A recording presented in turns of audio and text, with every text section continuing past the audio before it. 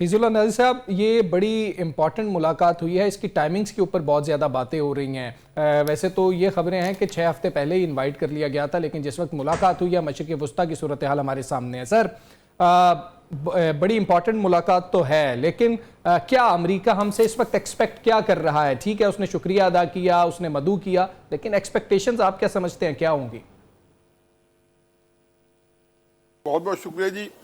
पहली बात तो यह है कि मुझे तो इस बारे में दो कन्फ्यूजन है ही नहीं कि ये मुलाकात चाहे महीना पहले तय हुई है, 2 हफ्ते पहले तय हुई है, ये इजराइल के ईरान पर हमला करने का जो अमकानात थे या जो एक हमेशा से खतरा जो सरों पे मुंडला रहा था उसी के तनाजर में हुई है।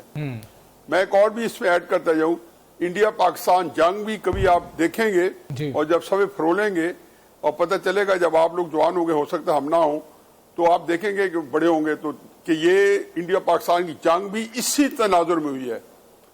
ये एक और बहस है कि वो इंडिया पाकिस्तान क्यों इसलिए हुई है और क्यों उनको एंगेज किया गया है। असल में जब ये हुआ है तो पाकिस्तान को उन्होंने ऑन बोर्ड करना था। अच्छा, 2 ही सूरतें हो सकती थी कि इजराइल आए और 2-4 दिनों के अंदर ईरान का जो है बिल्कुल सत्यानाश कर दे, जिसका कभी भी इम्कान मौजूद नहीं था।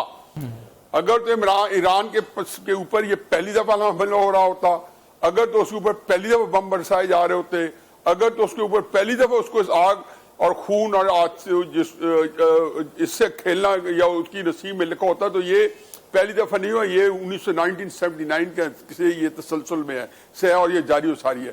तो ये ज़हन में रखें कि इस मुलाकात का सिर्फ और सिर्फ जो बड़ा मकसद था वो यही था।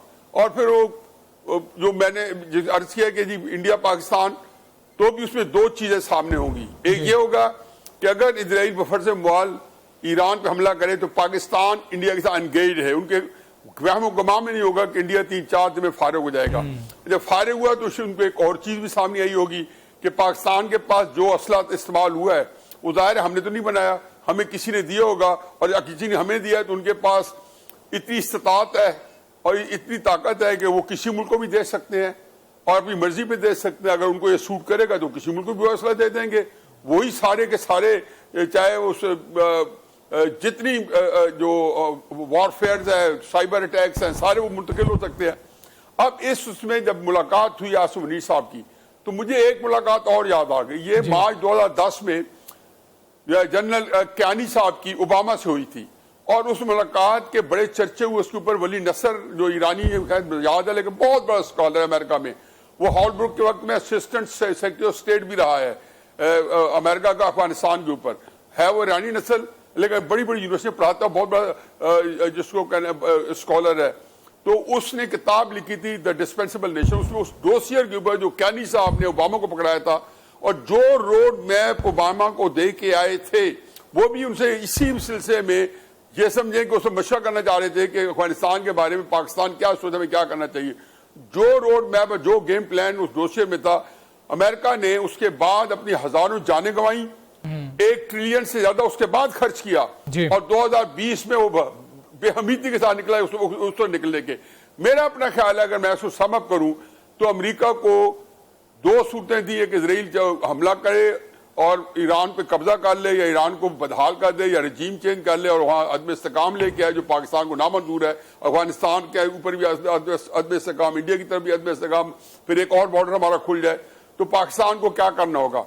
दूसरा ये, अगर जैसे कि हुए और पिछले 2-3 दिन में ईरान ने उसके चारों तबक रोशन करा रखे हैं, बल्कि सारी रातें इसराइल की रोशन हो चुकी है, ईरान के ऐसे खतरनाक हमले हैं और जो जारी हैं, तो वो उस सूरत में मेरा ये ख्याल है कि अब जो हालात पैदा हुए थे और कल जो मुलाकात हुई उनकी, हमारी रात उनकी कल दोपहर, तो उसके अंदर उन्होंने सिवाय इसके कि इजराइल को की जो बच्ची कुछ साख है, फेस सेविंग है, उसका गेम प्लान बनाया होगा। और मैं अपने जनरल साहब या फील्ड मार्शल साहब को तो यकीन है, जैसे जनरल कैनी साहब ने एक गैर मामूली डोसियर दिया था, कल इन्होंने उनको गैर मामूली मशवरे दिए होंगे। और हासिल कलाम यह है कि अगर वाकई जनाब आसिफ मनीर साहब ने उनको गेम प्लान बताया होगा कि इस खिते को जनाब फील्ड मार्शल आसिफ मनीर साहब ज्यादा कोई नहीं जानता है, अमेरिकन अंदाजा नहीं कर सकते, तो फिर और अमन कैंप हो गया, तो समझें कि फिर आपका जो फील्ड मार्शल साहब है वो अल्लाह ताला की तरफ से वो 14 आदमी है जिसको नोबेल प्राइज भी मिलेगा और पूरी दुनिया पे छा जाएगा कि अगर यहाँ पे आके अगर मामला फहमी हो पाकिस्तान के अलावा, देखिए किस्मत खेल है, पाकिस्तान के अलावा कोई मामला फहमी नहीं करा सकता, कोई कैसा करे। ऐसे नहीं कि हमको बड़े हैं, बाय डिफॉल्ट हमारी पोजीशन ऐसी आ गई है कि हम जो है एक बड़े अहम हो गए हैं। इससे आगे वो जाएगा तो पूरा खित्ते को, पूरे ग्लोबल साउथ को काबू करेगा। बिल्कुल ठीक है सर, ना चीन जाएगा ना रूस जाएगा। सर अब ठीक कह रहे हैं कि बाय डिफॉल्ट पाकिस्तान की जो पोजीशन है वो इस तरह की है। सानुल्लाह टीपू साहब, बात हुई है ईरान के हवाले से, ये ISPR का जो बयान आया उसमें भी हमें पता लगा, और जो डोनाल्ड ट्रंप ने फौरी बात की थी उसमें भी उन्होंने कहा कि ईरान के मामले के ऊपर बातचीत हुई है। अब हम देखें पाकिस्तान का जो मौकिफ है वो बिल्कुल ऑपोजिट है इस वक्त जो डोनाल्ड ट्रंप का मौकिफ है। दोनों मौकिफ जो हैं बिल्कुल एक दूसरे के ऑपोजिट खड़े हुए हैं। इस मुलाकात के बाद जिस तरह न्याजी साहब भी कह रहे थे, आप समझते हैं कि पाकिस्तान किसी तरह अमेरिका को अपनी पॉलिसी चेंज करने पर आमादा कर सकता है? ऐसा कुछ आप नियर फ्यूचर में देख रहे हैं? हाँ, कल की जो मुलाकात हुई है और लंच डोनाल्ड ट्रंप के साथ पाकिस्तानी आर्मी चीफ आसिम मुनीर साहब की 2 घंटे तक वो रिपोर्ट्स हैं कि वो जो जारी रहा, तो उसमें एक तो चीज़ तो बहुत ऑब्वियस है कि ईरान जो था वो डेफिनेटली एजेंडे पे था, क्योंकि उस मुलाकात में मार्को रोबियो जो फॉरेन सेक्रेटरी, उसके साथ स्टीव विटकॉफ भी वहां पे जो मिडिल ईस्ट के लिए स्पेशल नुमाइंदा है डोनाल्ड ट्रंप का, तो वो भी मौजूद थे उसमें।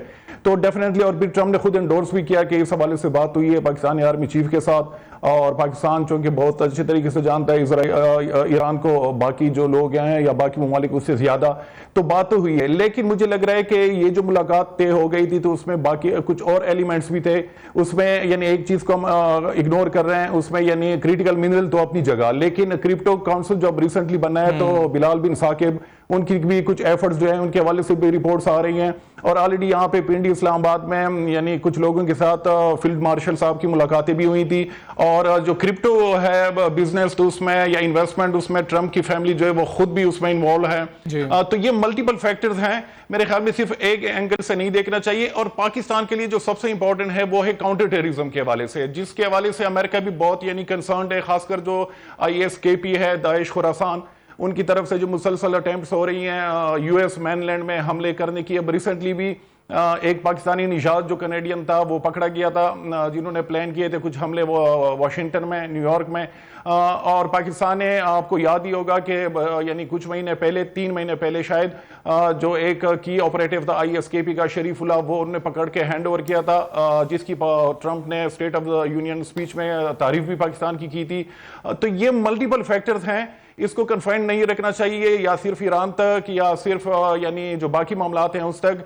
तो ये मल्टी डायमेंशनल मुलाकात है और ये चीज़ बहुत ज़रूरी थी। US के साथ इंगेजमेंट आपकी उसकी ज़रूरत है पाकिस्तान को, और ये चीज़ जो है जहाँ तक ईरान का मसला है तो मेरे ख्याल में पाकिस्तान को खुद भी इस चीज़ की रियलाइजेशन है कि पाकिस्तान किसी भी सूरत में अगर वो अमेरिकन कैंप में चला गया ईरान के खिलाफ तो उनके जो रिपरकशंस होंगे वो बहुत ज़्यादा होंगे। ऑलरेडी जो अफगान वॉर में, जो वॉर ऑन टेरर में हम अभी तक भुगत रहे हैं, तो मेरे ख्याल में उसकी है यहाँ पे रियलाइजेशन, और मुझे नहीं लग रहा कि पाकिस्तान जो है वो अमेरिकन कैंप में जाएगा इसके खिलाफ, ईरान के खिलाफ।